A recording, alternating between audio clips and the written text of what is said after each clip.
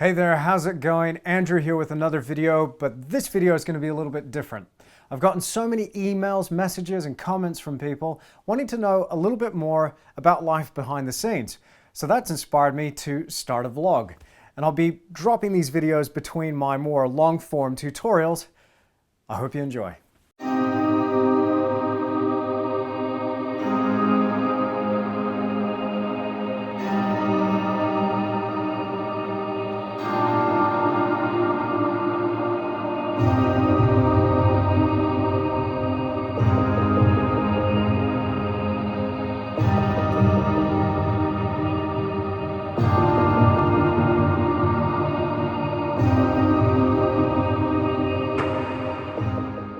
Now you might not know that I've moved again, and now I live in Lawrence, a little town in the South Island of New Zealand. I was living in Australia for many years, and I made the decision about a year ago to move and set up shop here in this beautiful country. The landscape here is so magical, really inspiring. And one of the things that I've noticed that has been really driving me to just paint more and more of this landscape is that seasonal change. Living in Australia, there wasn't that much of a dramatic shift from summer to autumn to winter in some of the areas that I lived, but here it's really pronounced. And recently we've got ice and snow, so I just had to get outside and paint en plein air. Now, as you might have seen in some of my videos, painting en plein air is a really good way to immerse yourself in the landscape, working from direct observation. This is such a vital practice for me because I can gather all of that information about the light, the flora, all of the interesting textures and that quality of atmosphere and get that into a little painting and then take that back into the studio. It takes my studio paintings to a whole nother level. Now, I really enjoyed painting this scene, and I decided to turn it into a bigger painting, as you can see here. Now, I'm very excited about this because this is going to be my first landscape tutorial available as a download and a DVD, and that's going to be coming your way very soon.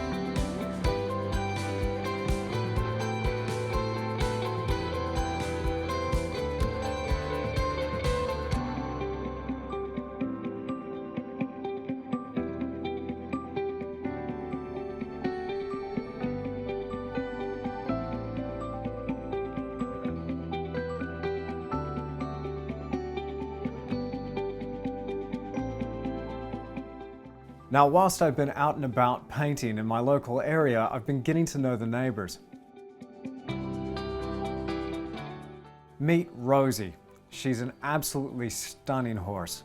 She's even agreed to pose for a portrait. Of course, I've had to bribe her.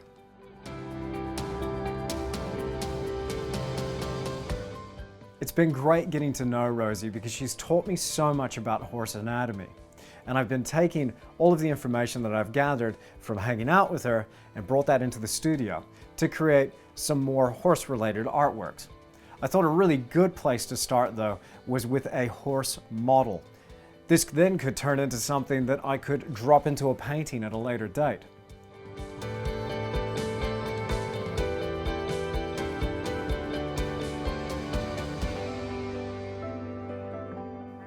Now, in addition to my photographic reference that I've collected working with Rosie directly, I've also been studying one of my favorite books called Animal Anatomy for Artists by Ellenberger. Now, check that out. That's a book that you must have if you love painting and drawing animals. You know, I never get that long to work before I see something amazing out the window and I have to get back out there to photograph it, video it, sketch it, and paint it. There's so much inspiration here. And recently we've had a stretch of really cold days where everything just completely froze.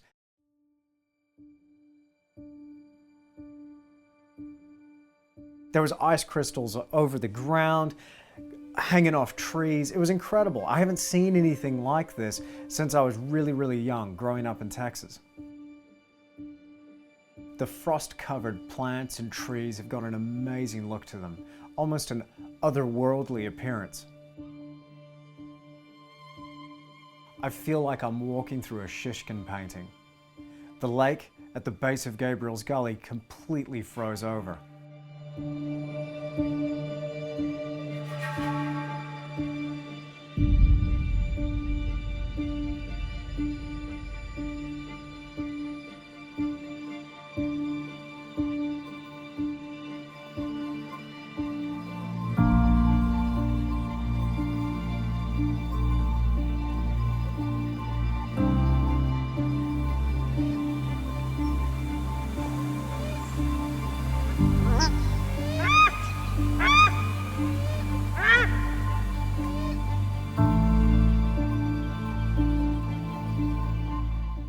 I had no idea how long this was going to last, so I just had to get out amongst it and collect as much reference as I possibly could. This is going to make a series of paintings for sure, a wealth of inspiration for me to draw upon for many years to come.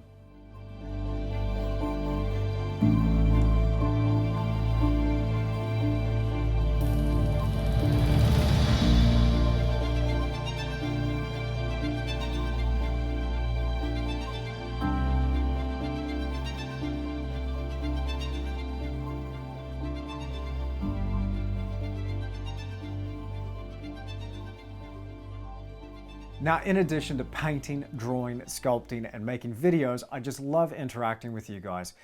Thank you for hitting me up through my website, Facebook, or Instagram. What I thought I'd do in these vlogs was open it up to a little bit of a Q&A session. Let's answer some questions. Chris asks, can you use acrylic paint for the block-in stage? Is there any advantage to using oil as the block-in medium? Hey, great question, Chris. I actually get asked about acrylics and their relation to my particular oil painting practice quite often. So can you use acrylics for the block-in? Absolutely, of course you can, so long as you're working oil over acrylics. Some people have asked, can you go the other way? No, absolutely not. Make sure those oils are going over the top. Now, this can be a good way if you want to save a little bit of money. Acrylics can tend to be a little bit cheaper, so you can do some sort of simplified block-in of your composition first and then work over the top with oil. Now, another question that I commonly get asked is about working with acrylics in general. Have I ever used acrylics? Would I use acrylics? And how do the techniques that I talk about relate to acrylic painting? Well, I did actually start with acrylic paints many, many years ago, but since being a professional artist and making the switch to oil paints, I prefer staying in that zone. I just love the surface quality, the richness of the color, and some of the effects that you can get when it comes to blending. Also, the surface quality I tend to prefer. So I'm an oils man myself, but of course, some of the techniques are translatable to working in acrylics as well. What do I mean? Well, if you're mixing color, some of the color theory practices absolutely relate to acrylic painting. Also, when we're talking about composition or something like that, of course, this can relate to acrylic painting or oil painting. It doesn't really matter. The principles are universal and they remain the same. All right, the next question comes in from Ginger Lily, and she writes, wow, Andrew, that is badass. Really love watching you move paint around. It's so inspirational. Thank you. How do you decide the background of the subject you are painting? That is a fantastic question. So when deciding a background, normally the subject will dictate what needs to go behind it. What do I mean? Well, first of all, decide what your painting's about. Let's say we're going to paint a picture of a bird, and it was a really brightly colored bird. Well, naturally, we would want to have something in the background that would play up and emphasize the color in that subject. What I tend to do for my backgrounds, whether it's a portrait or an animal or a still life or whatever, is I try to play it down, subdue it, and mute that color. That allows whatever natural colors in the subject to really sing, and there's impact by contrasting the two, the background against the subject. So my little tip there would be, if you're going to paint a background, make sure you just knock it back a little bit, dull and mute that color. Make it a little bit darker perhaps. This will make your subjects much brighter and have them leap off the canvas. All right, good questions, good questions. Okay, the next one comes in from 0 times 13 Horizon, who writes, me being a young 15-year-old aspiring oil painter myself, I was wondering how old you were when you started picking up on the medium. What made you? How did you start learning? I became inspired by Renaissance values and art. Me too. I actually became really inspired by looking at paintings by my heroes. Some of my early heroes were Karl Runges, Albert Bierstadt, Thomas Moran, to name a few. And then as I began to develop as a painter, I started becoming really interested in the works by John Singer Sargent, Sorolla, even painters in the Australian Heidelberg School like Arthur Streeton. Now for me, it was really important from an early age to identify who my heroes were. If I had some sort of point on the horizon or somebody that I could look up to, then I had something to aim for. Now, whenever I looked at these original paintings, I just wanted to know, as a young artist, how can I do that? I started playing around with oil paint when I was in high school. Most of my early paintings before that were all done with acrylic. Now, I learned by doing. I would throw myself into oil painting and I would practice any moment that I got to spare. I was really obsessed with it, and I just wanted to get better and better and better. Diligent practice really pushes you to the next level. You start to build experience by experience, and that learning starts to compound. Of course, when you start on this journey, you never stop learning. Every day I'm still picking up on new techniques, and I'm still expanding my knowledge and learning more about what I can do with oil paint. So if I was to offer some advice to anybody young out there, maybe just leaving school and wanting to be a professional full-time artist and really jump into something like oil painting, my best advice would be practice. Practice any moment you can. Take pictures by your heroes and put them up on the walls. Study them. Start making a list of some of your favorite artists. Try and work out everything you can about what you love about their paintings, and then model what you see in their paintings. That doesn't necessarily mean copy their works, but what it means is to just identify. Let's say you like the drama in Albert Bierstadt's paintings. Well, learn how you might be able to use the sky and an interesting lighting dynamic to put that into some of your landscape paintings. Of course, though, when you're young, it can be a little bit difficult. There's so many awesome distractions out there, whether it's something on television or video games or hanging out with your friends. Unless, of course, your friends also love oil painting. Recently, I've been getting out painting en plein air with my buddy Samuel Earp. Check out some of his work by clicking that link in the description below.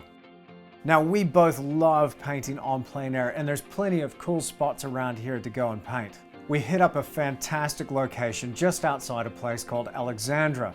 This is a really historically rich spot, but has got some amazing mountainous scenery. We found a little location at the bottom of this mountain, and we were looking up towards those frosty peaks. But then we thought it would be a really good idea to paint the mountain from the mountain to see what kind of different views we could get if we just climbed a bit higher and got a different vantage point. It was a different scene indeed. So fantastic, really inspiring, and opened up a whole realm of possibilities for future compositions.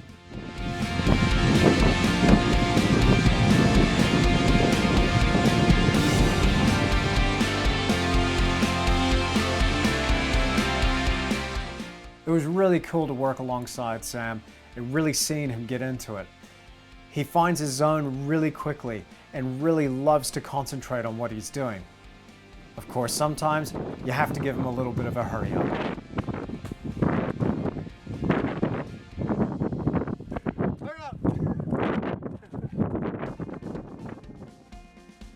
We'll be coming back to this location for sure.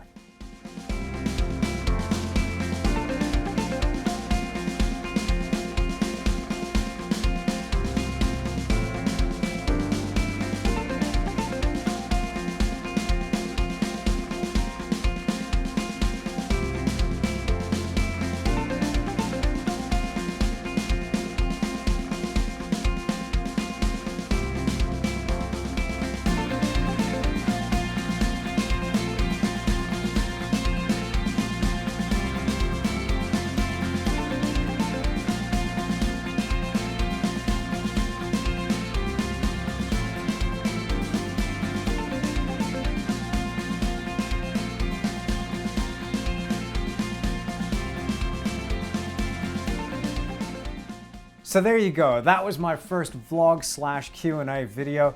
If you liked it, then hit that like button down below. Of course, if you want to come back for more, see more painting videos, more videos like this one, make sure you subscribe to this channel. As always, you can find me on Instagram and Facebook, but also, most important, make sure you subscribe through my website at www.andrewtischler.com. Thanks so much for watching. I'll see you again soon.